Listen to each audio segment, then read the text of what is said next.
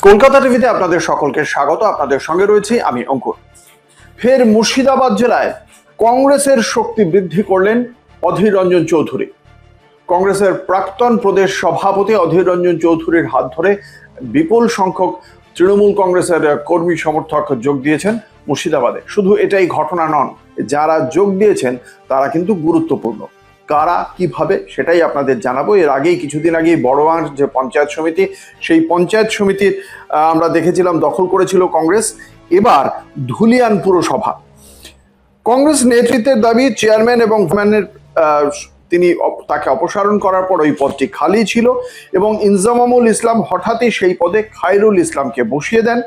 আজ অধীর রঞ্জন চৌধুরীর হাত ধরে এই সমস্ত বিভিন্ন ওয়ার্ডের কাউন্সিলর, তাদের স্বামীরা, এই ইনজামামুল ইসলাম এবং তার পাশাপাশি খায়রুল ইসলাম, তারা সব কংগ্রেসে যোগ দিয়েছেন। ফলে এই পুরসভাটাও, ধুলিয়ান পুরসভাটাও কংগ্রেস দখল করে নিতে পারে বলে রাজনৈতিক মহলে চর্চা চলছে। যদিও অধীর রঞ্জন চৌধুরীর স্পষ্ট বক্তব্য, কোনো সংস্থা দখল করতে তিনি চান না।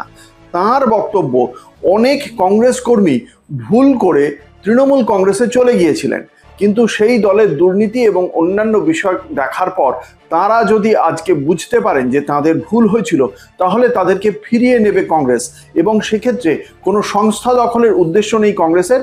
তারা শুধু তাদের যে সমস্ত কর্মীরা ভুল বুঝে চলে গিয়েছিলেন, তারা যে আবার যখন কংগ্রেসে ফিরে আসতে চাইছেন, তাদেরকে ফিরিয়ে নেওয়াই তাদের কর্তব্য এবং অধীর রঞ্জন চৌধুরী তাদেরকে ফিরিয়ে নিচ্ছেন। কিন্তু এখনো পর্যন্ত যে 21 আসনের যে ধুলিয়ান পুরসভা, তার মধ্যে একটা বড় অংশের কাউন্সিলররা তারা বলছেন যে কংগ্রেসের চেয়ারম্যান এবং ভাইস চেয়ারম্যান চলে যাওয়া মানেই এই ধুলিয়ান পুরসভা কংগ্রেসের দখলে চলে গেল। ব্যাপারটা এমন নয়।